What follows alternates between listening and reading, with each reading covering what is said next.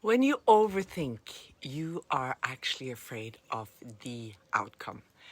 You're overthinking right now, aren't you? The decisions you need to make, the conversations you need to actually have, that project you want to start.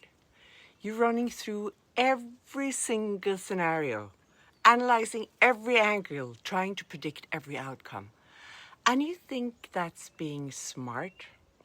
You think it's being prepared, but overthinking has nothing to do with intelligence whatsoever.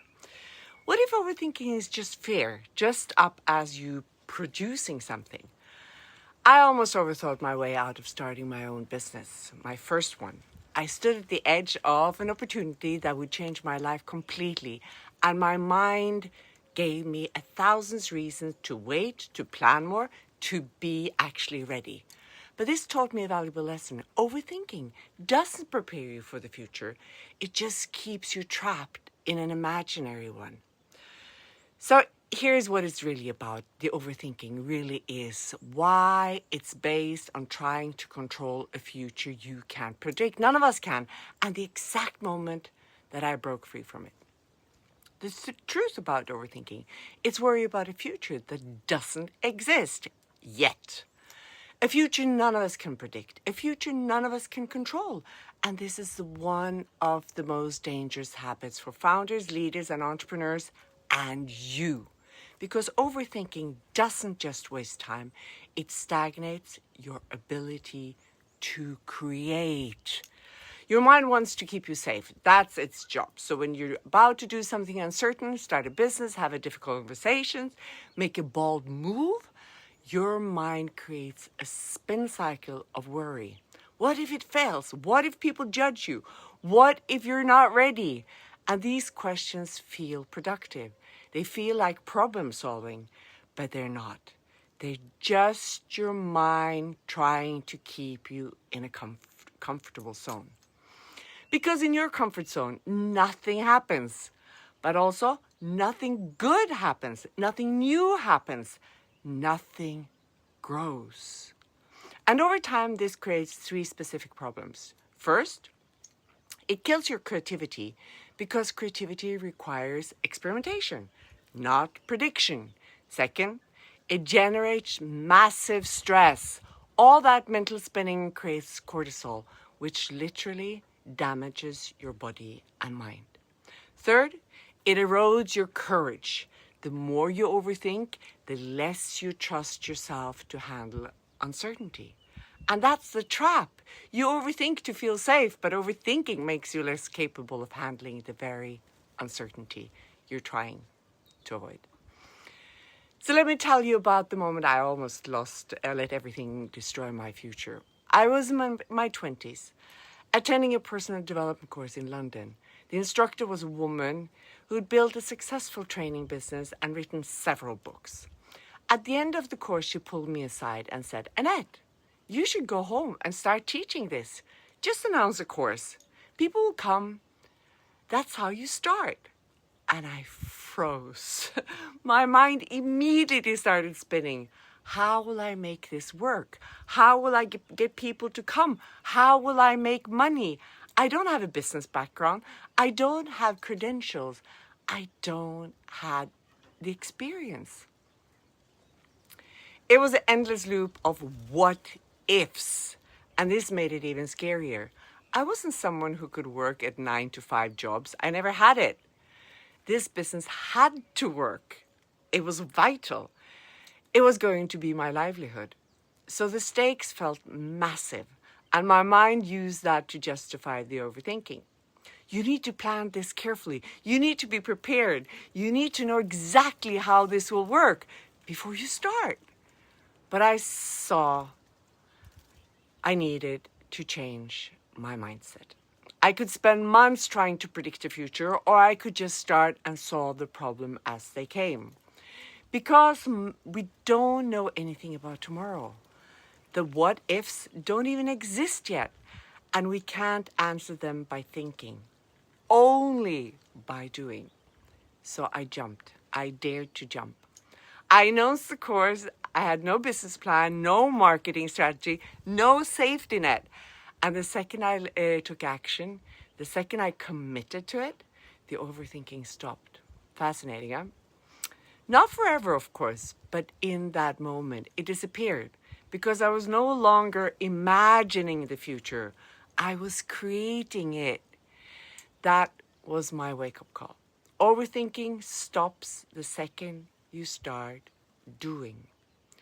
Now, I'm not going to pretend the overthinking never comes back or came back. It did, absolutely. But I started to see a pattern. Every time I face a new challenge in the business, should I raise my prices? Should I hire someone? Should I expand to a new market? My mind would start the spin cycle again. And I learned to recognize it, to see it for what it actually was. Fear trying to disguise itself as strategic thinking. Because overthinking, it doesn't actually solve problems. It just creates loops. You ask the same questions over and over. You imagine the same scenarios. You end up right where you started, but more exhausted and less confident. Real problem solving looks different. Real problem solving gathers information, makes a decision, and adjusts based on what happens. Overthinking skips the adjust based on what happens part because it never gets to what happens. It stays stuck in what if. And I realized the most successful people I knew didn't overthink less because they had more certainty. They overthought less because they were willing to be uncertain. There's the key. They knew they couldn't control the future, so they stopped trying. Instead, they focused on what they could control. Their decisions, their actions, their responses to what actually happened. So after years of catching myself in overthinking loops, I developed a simple practice that breaks that cycle. The fear check questions. When I notice I'm overthinking something, I ask myself, am I thinking because I need more information, or am I thinking because I'm afraid? If I genuinely need more information, I go and get it. I give myself a specific deadline, usually 24 to 48 hours, to reach, ask questions, or gather data. Then I decide.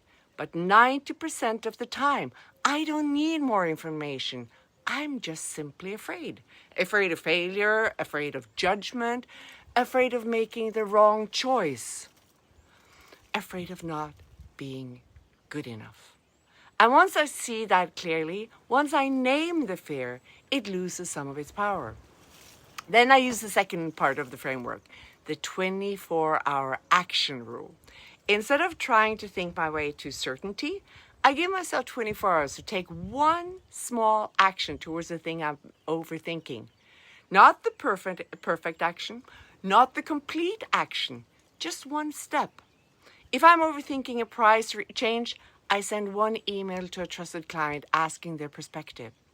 If I'm overthinking a new program, I post one social media message testing interest. If I'm overthinking a difficult conversation, I send one text. Can we please talk this week?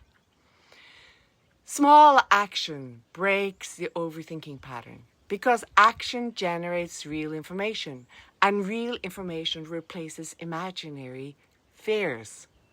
Let me give you a specific example. Last year, I had opportunity to partner with someone on a significant project.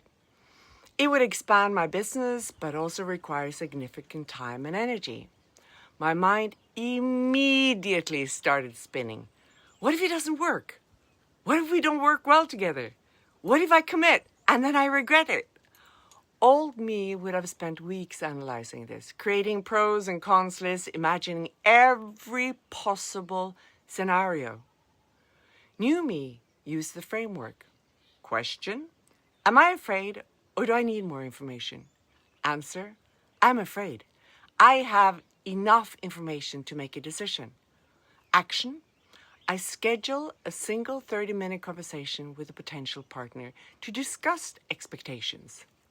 In that conversation, I got clarity. I learned what I needed to know. I made a decision that same day. The partnership happened. It worked beautifully. And I learned more in that first month of actually doing it than I could have learned in 6 months of thinking about it.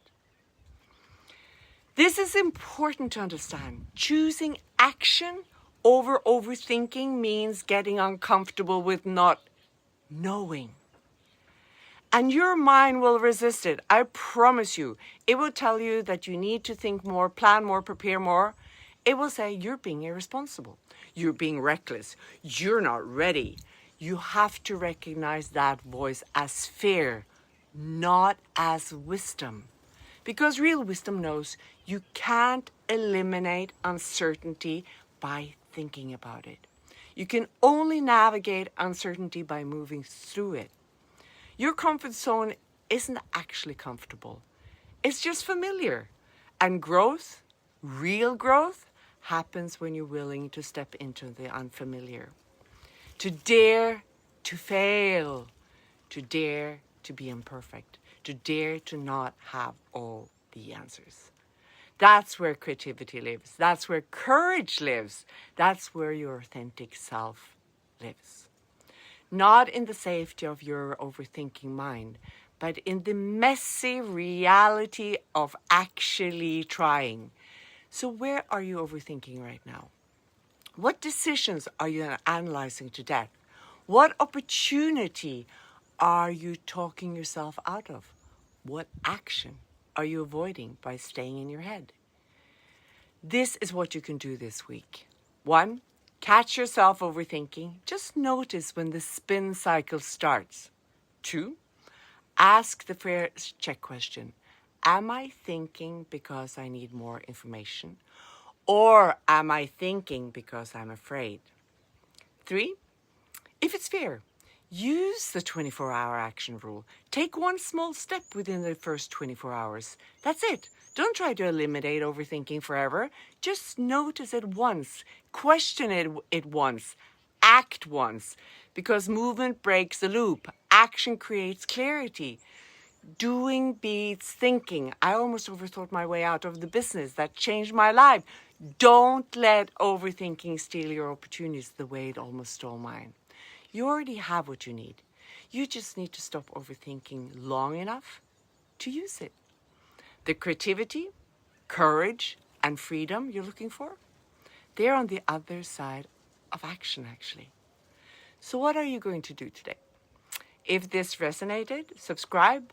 I'm here every week with honest guidance on getting out of your own way and building what actually matters for you. So I'll see you in the next one. And if you want more, sign up for my free 7-day manual that will kickstart your freedom from your mind.